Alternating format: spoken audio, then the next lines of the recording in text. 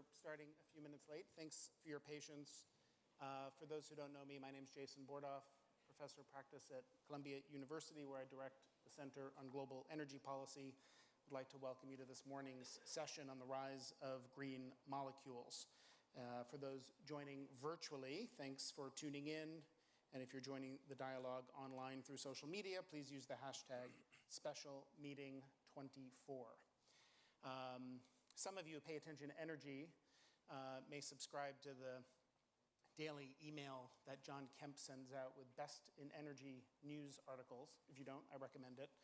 And there was one a day or two ago, an article in the New York Times about how in response to the recent energy crisis and concerns about oil and gas prices, it might spark a hydrogen economy. The article is from May 1974.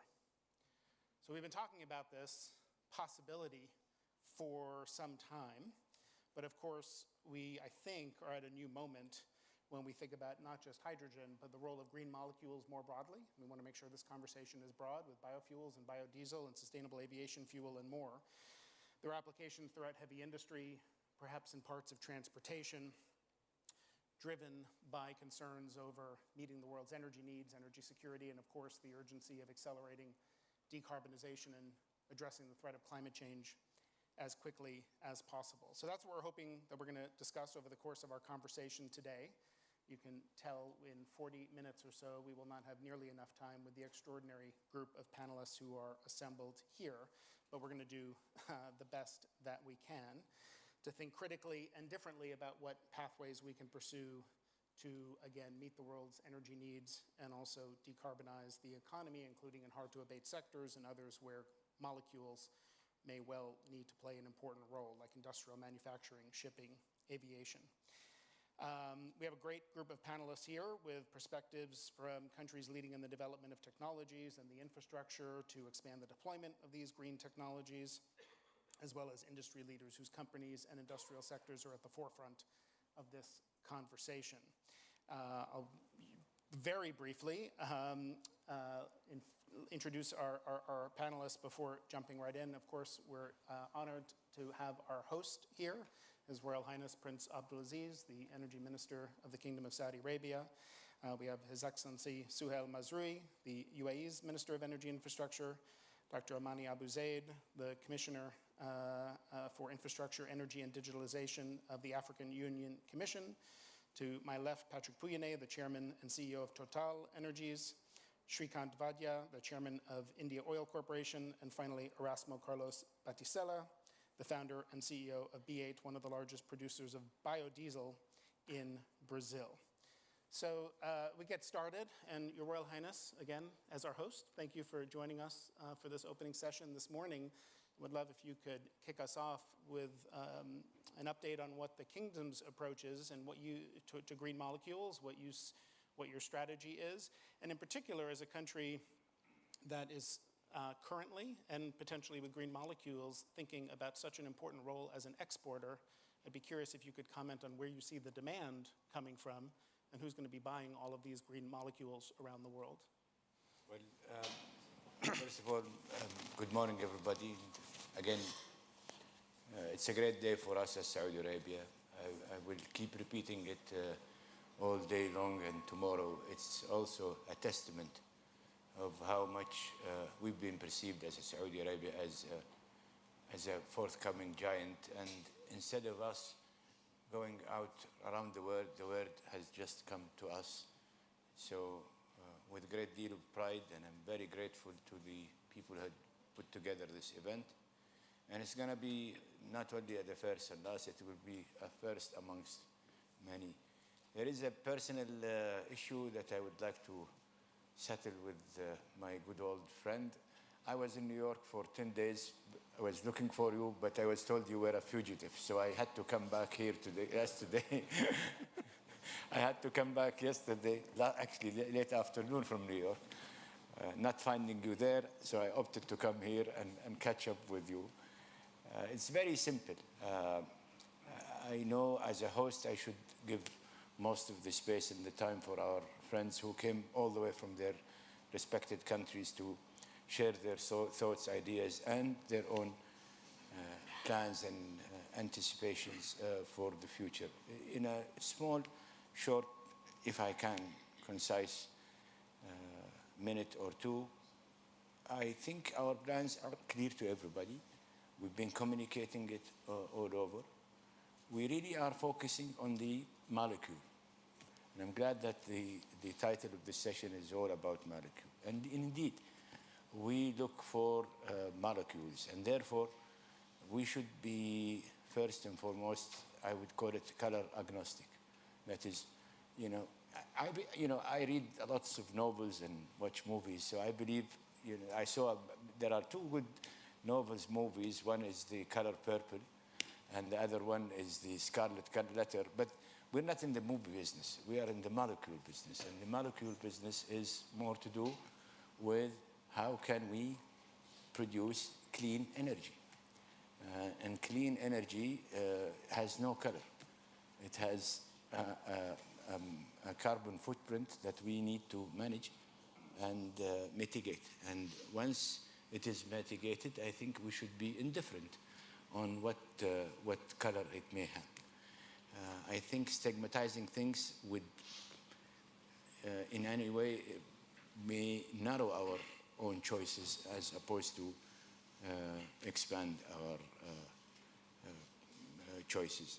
We believe, as Saudi Arabia, that we should be doing all of the above.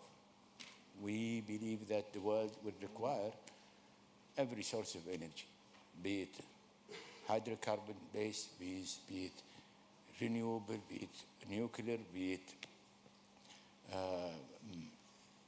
it synthetic fuels, be it a process of what we are trying to do, for example, here in Saudi Arabia, for example, in carbon capture and sequestration, we have a carbon capture and utilization. In fact, we're building a 1.5 million ton facility, and we believe in the concept of hubs, which is aggregating all of these things to allow you to have the flexibility and means to deliver.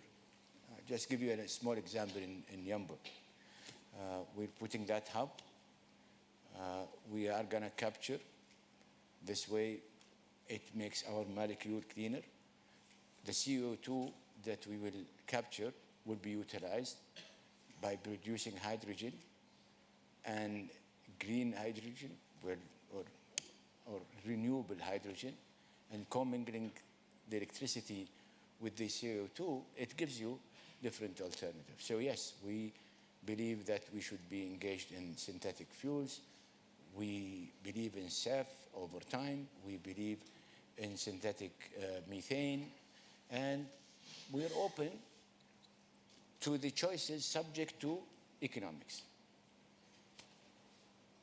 And so just very briefly, because I want to come to everyone else, your final comment, based on economics, where do you see the buyers for this hydrogen now? Who are going to be the importers? Who's willing to pay that premium right now? Myself and our friends from PIF and our colleagues from Aramco have been all over the place.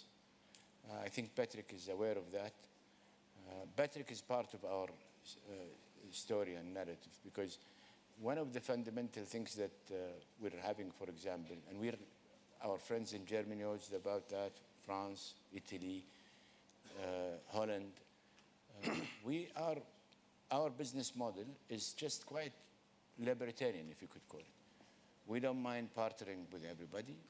We are willing to move these molecules, especially hydrogen, in ammonia format, in piping format. That's why we've created that corridor idea, both east, both west. We're working with the Korean, with the Japanese. We're working with our friend in UAE on that east part of corridor. In a way, we're saying the model can incubate any business model that gets us through the litmus test, which is economics. But there are challenges. There are lack of clarity on the policies. There are lack of clarity, I'm talking about the receiving end, the consumer. Lack of clarity on the incentives. Lack of clarity on what it takes to develop these technologies.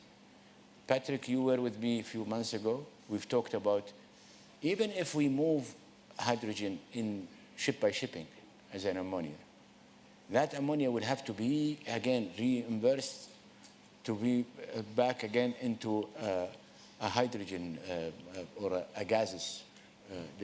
That technology is still challenging. I left it still challenging. Patrick has a 500,000 ton, as I recall. You're willing to buy hydrogen for it, but he's willing to buy hydrogen. He's not willing to buy ammonia, then he takes into that. There is an infrastructure element. We're working with our friend from Holland and Germany to use the hub that they have created, but it will be ammonia. Now, the scale. I would urge, don't believe what I'm saying. Just check it out. You know, the ambitions was 90 million tons. Then it moves globally. Then it moved to 60-40. Now, just recently, it went back to 29-18. The real measure is the FAD. And you will see the number of FAD had dropped like a stone. For example, the EU, their ambition is about 10 million tons by 2030.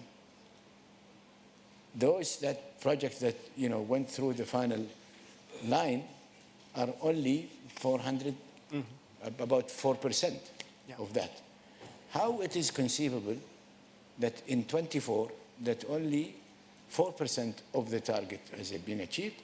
How people can imagine that 10 million can be achieved, and more important, at what price, at what cost? Thank you. Our numbers shows that hydrogen without incentives, without, you're talking about the 300 to 200, I'm talking about green hydrogen. Although, again, I don't like the idea of colors. Green hydrogen is between roughly $250 to $300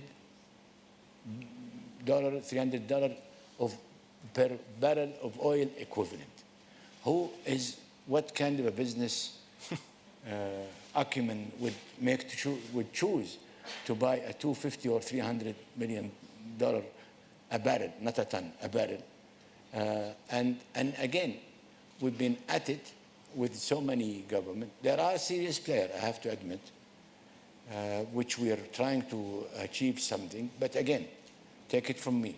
We have all of the above solutions, including, by the way, those industries that have the so-called hard-to-abate industries. We're willing to incubate them here. We're willing to produce and commit ourselves to the hydrogen requirements they require, be it hydrocarbon-based, be it renewable-based, whatever it is, we are willing. The format of the structure of joint venturing, we're, again, libertarian about it, because actually we are interested in making sure that people know what it takes to deliver all of that. Thank you very much. We'll come to that question of who is going to pay that premium, who's going to buy it. We have a large energy importers like India here, Patrick coming from Europe, thinking about whether it's going to meet its hydrogen goals. But let me come next to His Excellency Suhail Mazrui. If you could talk a little bit about the UAE's strategy with green molecules, maybe with hydrogen in particular, and also if you could talk about what steps might be taken to build local demand for molecules as well. Well, first of all, I would like to thank the Kingdom of Saudi Arabia and His Royal Highness for gathering us here. We're discussing very important topics, and I think it's a testimony of how important the region is in tackling problems and coming up with potential solutions. For us in the United Arab Emirates, it's not so different from it is in the Kingdom of Saudi Arabia. Our leadership are seeing an opportunity and a necessity to venture into this new energy.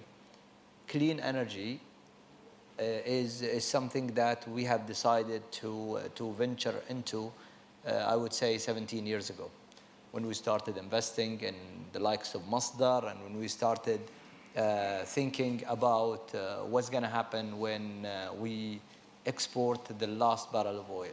How can we diversify our energy landscape to ensure that we are ready for the future?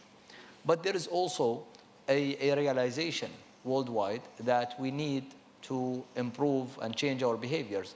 That's why the results of COP28 and the historical agreements to step up to the challenge and do more. I think when it comes to green molecules, we are seeing a local demand, but the majority still is in Europe. The majority still of the demand is not within our countries, and that's a fact. Price is one thing, like His Royal Highness have indicated.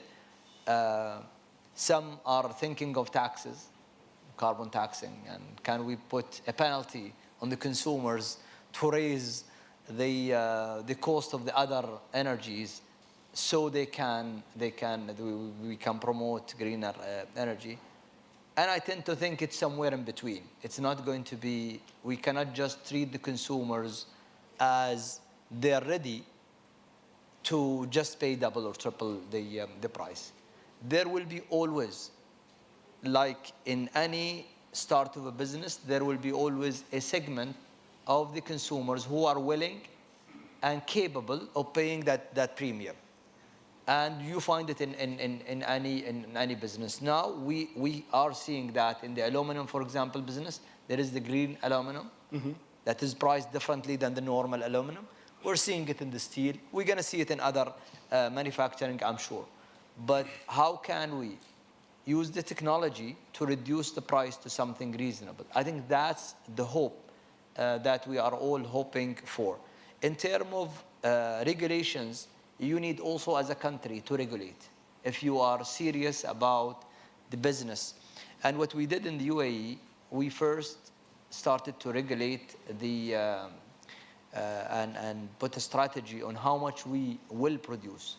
So in terms of renewable energy, for example, we decided we will triple from around less than 5 gigawatt of renewable energy installed to 15 gigawatt by 2030. So that's tripling the capacity. In terms of hydrogen, we are aiming to produce 1.4 million ton of hydrogen, of which I would say more than 70% is going to be green hydrogen. So we are installing an additional solar to produce green hydrogen.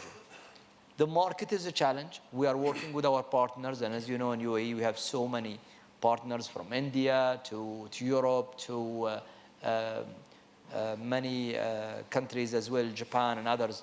And there is a development in the market. Are we there yet? No. Are we serious about that production? I would say yes.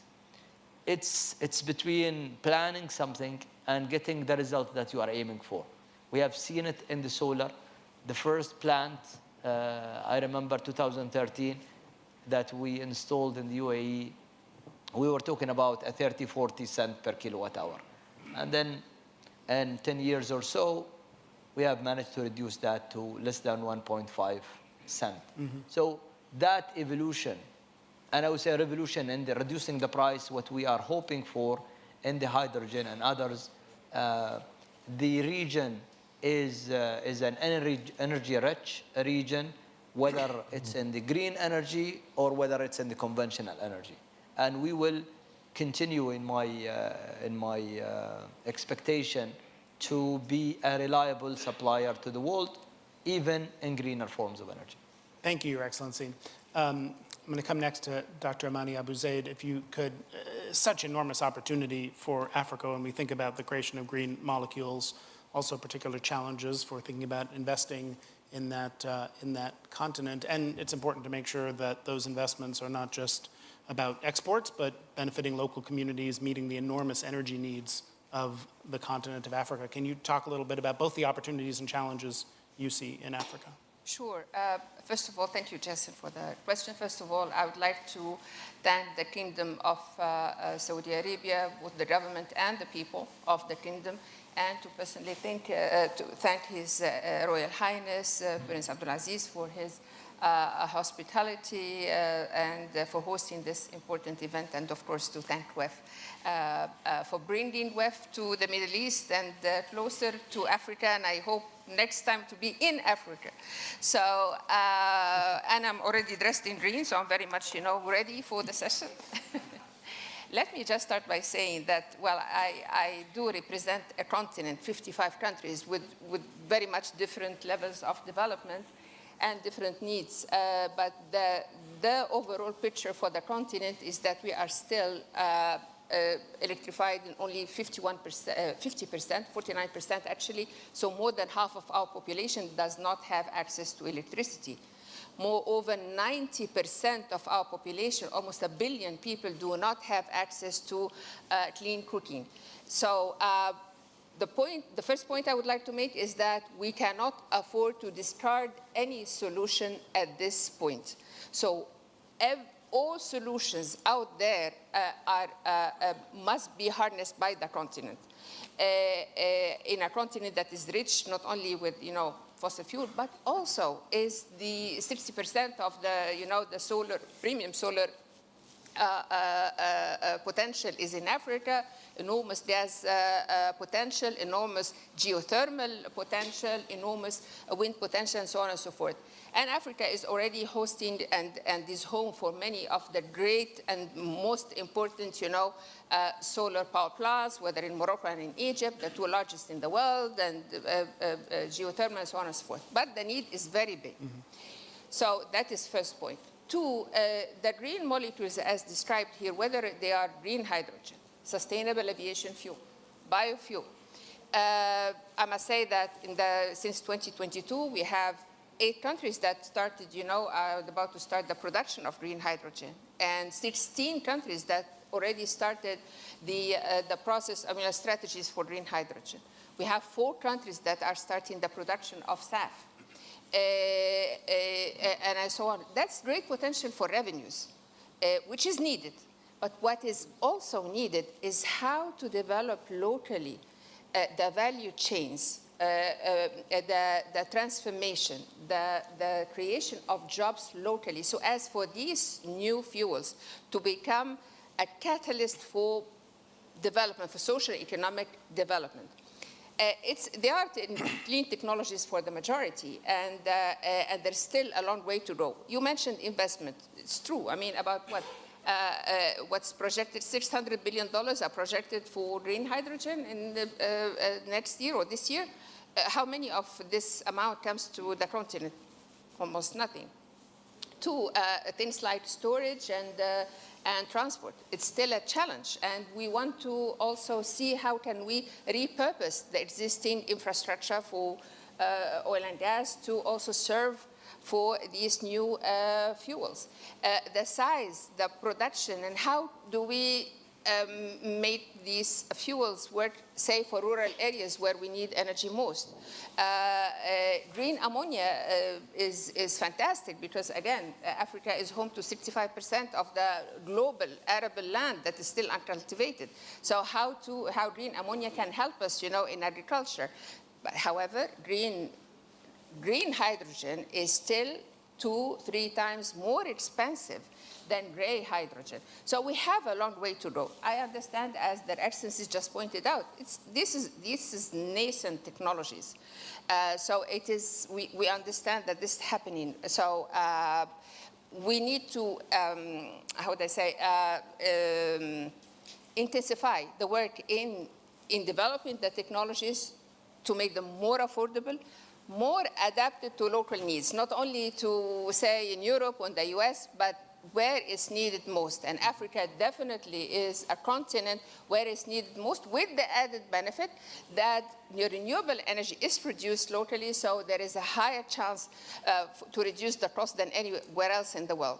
So between the high demand, because of our population that is growing, between the abundance of renewable energy on the continent, and our ability, as proven, that how we adopted the technologies very soon, actually in few months after, in 22, there is really a call for this partnership, for upskilling, for developing, and that's the role of our governments, to develop the policies, also to develop these resources locally. Thank you, Amani. I'll just remind everyone we're going to aspire to make sure there's time for at least a question or two from the floor, so think about your question now. I want to turn next to Patrick Pouyanné from Total. Again, a session with a title like Green Molecules often focuses on green hydrogen these days, but Total is involved in lots of partnerships for things like sustainable aviation fuel. I was wondering if you talk about how you see the whole molecule market evolving, and also the question I asked initially, where that demand is going to come from, who's going to pay that premium. It seems like Europe is not necessarily on track for the targets it had in plans like Repower EU. So where are those demand signals going to come from, Patrick? Okay. Thank you, first of all, for organizing that event and for welcoming us again in Riyadh. It's a nice place to come. And the Prince is quite good to convince me to come, so thank you. But we have large projects here, and we have very large projects, and I'm happy to come every time. I would say, just coming back to green molecules, I think we should look at it in an economic way, in a simple way. What is the cost-merit curve of producing green molecules? The best way to produce green molecules is today biofuel, biomass. Let's be clear. And we've done it for years in Brazil and elsewhere. And even when we speak about SAF, the best way to produce SAF today is from biofuels. It's not to jump to the green hydrogen, which is or the e-fuel, which is the ideal molecule. The debate has been completely, for me, distorted because suddenly we think to that as the ultimate solution, the e-fuel, the green hydrogen. But again, our purpose today is to reduce emission. The ultimate emission will be needed in 2050 somewhere. In between, economically for customers, we need to bring them solutions which are reducing the emissions and which are affordable. If they are not affordable, then you enter into a highly regulated business or subsidized business. And then the question will be, at which scale do we want to have this highly regulated and subsidized business? So, you know, just the math, if I take the kerosene, if it costs $500 per ton, the biojet the cost of the biofuel to integrate is more $2,000 per ton. So when you put 5%, nobody complains. When you put 20%, everybody complains. And so that's a point on which, and that's quite easy to produce. Then we'll go to other technologies, and it's like for hydrogen, gray hydrogen to blue hydrogen is 1 to 2. To green hydrogen, it's supposed to be 1 to 3. The reality, because we are today making a tender, so I'll let you give you all the commercials.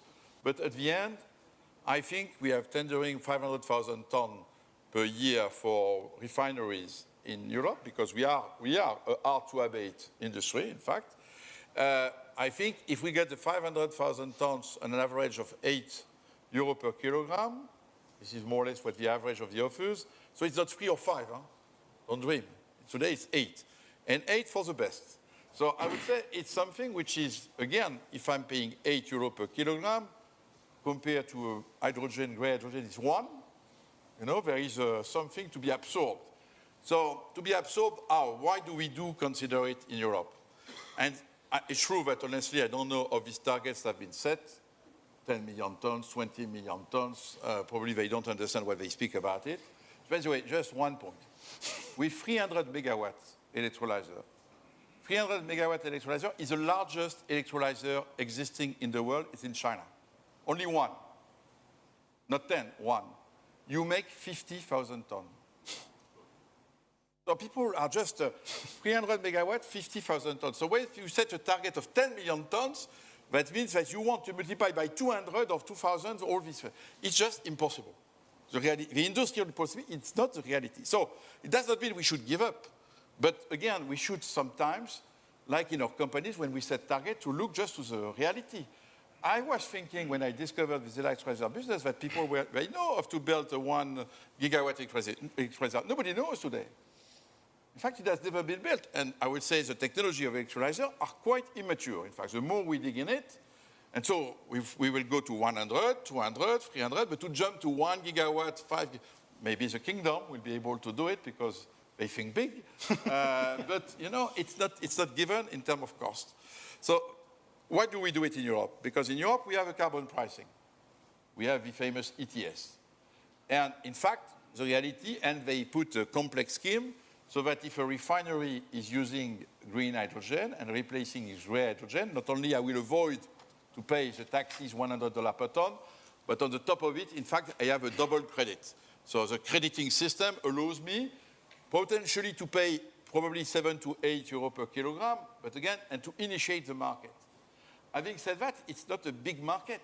It's the hard-to-abate industry. And I think, to be clear, there is no way to really have the cost down on green hydrogen if only this niche market, I would say the hard-to-abate industry, still refineries, etc., is the targeting.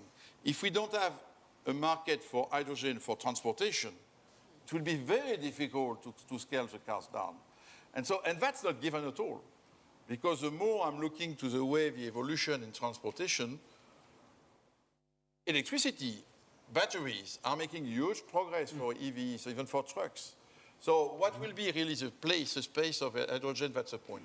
So for us in our strategy, we consider that we have to invest today is what is affordable. So we invest heavily in biofuels, bio-SAF, I would say, converting to bring SAF to airline companies. And honestly, we can provide, we'll have enough to go with them until 2035, 2040. Mm-hmm. The green hydrogen solution or the e-fuel solution, we don't need it today. And we need to work. And then it will come as in 2035, 40. So that's the debate. So we invest heavily in bio and SAF, and we will make steps in hydrogen, yes, because the result of our tender is that we are proposed to invest in some projects that we will do, either in Europe, obviously local projects are somewhere better positioned, or importing. Just a point on importing. Europe has decided that what is a green hydrogen, there is a definition, a little complex. But if the definition does not become a standard with the US or with the Kingdom, then we'll be in a mess because then the green molecules we could import will not be recognized as a real green. But that's a real difficulty because when we want to import, I will import molecules if they are satisfying the same standard that we have set. I don't know if it is the right standard, but just a point about this big market. So honestly, we should recognize, all of us, we are at the, again, bio, let's give the priority. There is a lot to be done. And it works. It works. Co-processing bio in a refinery, it's very easy. So let's make SAF by co-processing. This is what we will do in the Kingdom with Sator, as we will do in others. You know, it's possible. You can co-process. Yeah. That's easy. It's not too costly. Customers will be happy. And then let's think to what is the roadmap. But let's recognize we are at infant stage and stop speaking about 10 million tons, 20 million tons just to media. It makes no sense. Let's be serious about it and let's find the right roadmap. So yes, probably we'll not reach the target by 2030, but it's not a problem as itself. It's more important to really making steps and spending the money economically for customers to get them affordable clean energy. Affordable clean energy. Thanks, Patrick. And that point you made about standardizing and harmonizing is really important too. As in the US, we have this significant debate with regulations on the Inflation Reduction Act, hourly matching and additionality, what counts, and if that's different in different places, that makes it much more complicated. Chairman Vadia, let me come to you. If you could talk about a market as large as India and what you see developing. You have, I think, a 20% ethanol blending requirement. When you look at the molecule landscape more broadly, where's the most significant growth going to come from? And for a country with such significant energy needs, rapid growth, some of the largest contributions to global energy demand growth are going to come from India. How do you think about that balance with affordability, security, and right now there's a premium for some of these green molecules. How does India approach that? Thank you. First and foremost, I thank the Royal Highness for the invitation to be here. Thank you for giving me a chance to talk about the Indian perspective. Today, India is the 5th largest economy in the world, and we intend to be the 3rd largest economy by 2045. And energy is the first thing that is going to go up in the consumption, because today we are consuming just 1/3 of the global average energy, and the growth of energy is maximum in India today, even more than China. We have got a sustained GDP growth rate of nearly 7 to 8% over a period of time, and we intend to have it because the country is hungry for growth and is hungry for energy. Now, coming down to this point of green molecules, I mean, one thing we clearly understand in India, that the transition has to be just. It has to be a just transition. We can't be taking anything drastic because finally the affordability of the fuel is most important for the 1.4 billion Indians that we're talking of. So energy security, energy accessibility, and energy affordability. These are the three main pillars on which we work. And obviously, we just can't wish away the conventional fossil fuels. Today, let me tell you, to give you the perspective, the world consumes nearly 300 million barrels of oil equivalent, be it in coal, oil, or gas. And this is the target what we are trying to dislodge. So it's a humongous target, and we have to go in a very gradual way unless the shocks are felt by all the consumers. And as we see the writing on the wall that we have to go green, India has adopted the green molecule by way of ethanol, bioethanol and biogas. And why bioethanol? Because we are a country that is mainly agricultural in nature. So 1/6 of my GDP comes from the agricultural sector, and 50% of my employment is in the agricultural sector. So going the ethanol way makes a lot of sense to me because I create local jobs, I create a problem for the waste that is coming up. I'm talking of 2G ethanol also. I'm not talking of the food versus fuel security problems. It is the 2G ethanol, and it creates an outlet for the waste agricultural products, which otherwise are getting burned. So this is the way we are trying to approach the problem. We're already at 13% blending of ethanol in the gasoline, and we intend to be 20% blending by 2025.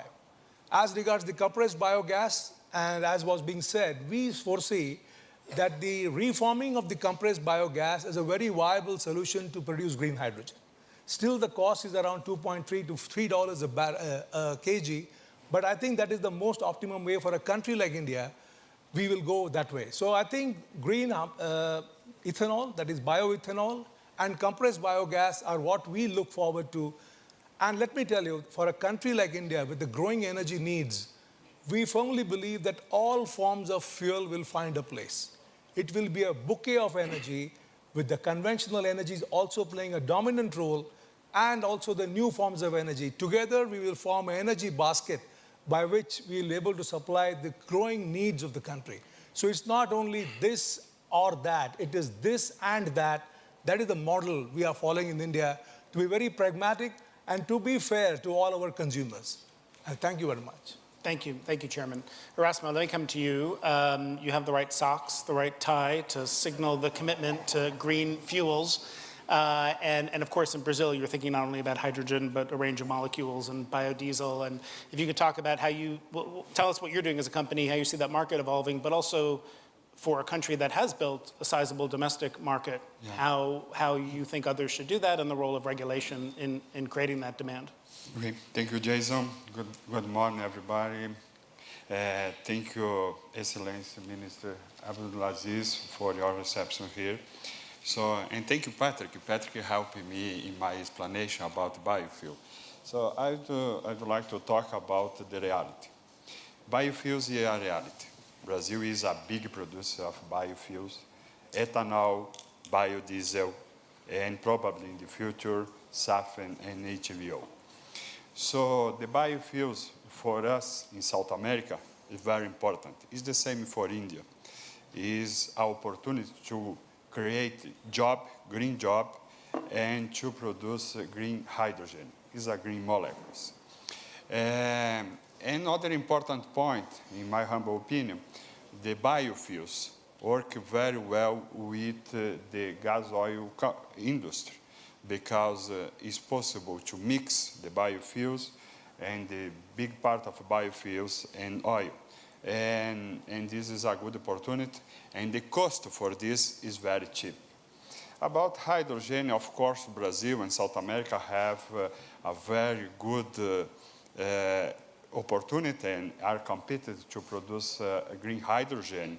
But in my humble opinion, we need to improve more the biofuel produce. So I work with biofuel for the last 20 years. I helped Brazil to start the biodiesel program in 2005, 2004, and this program grew a lot. Today, Brazil mixes 27% the ethanol in the gasoline, Now we have a good project for improve this mix for 35%.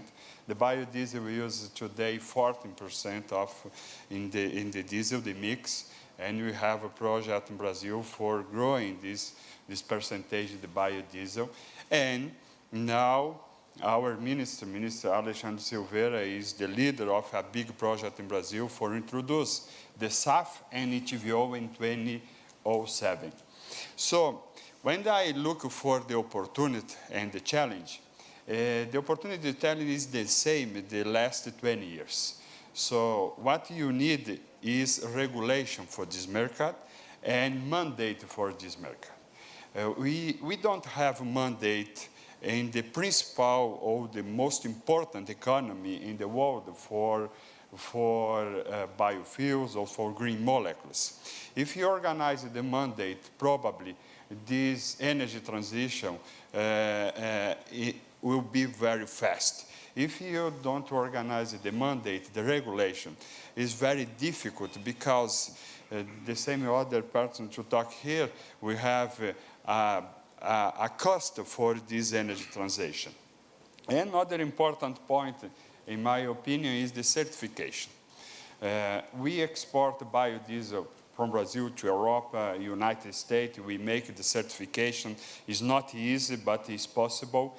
And in my opinion, this is very important to organize the certification for a green molecule and look, agnostic opinion, what is much competitive and reduce the gas emission and loss and very cheap price. In this case, of course, the biofuel is a very, very good opportunity. And of course, South America is a very good place to growing the biofuel produce, and especially SAF. We have a big project now for SAF in South America, but for SAF is the same with green hydrogen. If you don't organize the mandate in the country by country, you don't organize the offtake, for example, and the strong offtake, is very difficult to grow in this market. Erasmo, thank you. We have time for one, maybe two questions. If there's a microphone, I think there's a microphone, and a woman here in the second row has a question. Please, if you could be very brief and introduce yourself briefly. Sure, it's very difficult as an academic to have a very brief question. This is Dr. Lamia Al-Haj from Sultan Qaboos University, and I work in biofuel research. Thank you very much for the insights. It's been amazing, and it's giving me hope. I just wanted to ask a question. It was initially addressed to Patrick, but it can go to anybody. What is the success factor that made biofuels, as you mentioned, the most successful or the most promising renewable energy? How did you come to that statement? What made it successful? I think there was a general agreement that mandates and legislation is one of them, but I'm very curious because I've been working on it for years and it's still at its infancy. Thank you. Thank you. No, you need, yeah, clearly. By the way, a mandate are necessary. It's a question of level playing field, in fact. By the mandates, you create level playing field between airline companies. If you don't have a mandate, an airline company would take 20% and another one 5%. So without a mandate, it's more a question of level playing field. Secondly, why biofuel is easier? Because fundamentally, it's quite easy to process, including in our old refineries. So in fact, transforming a refinery in a biorefinery, you can reuse part of the unit. So you have some capital expenditures which are in fact avoided. Of course, it's not the same because in fact, the biofuels, I can tell you, my refiners don't like it because crude is nice. It's a standard crude, more or less. You have some variation, heavy or not, but biofuels, there is more variation in the feedstock.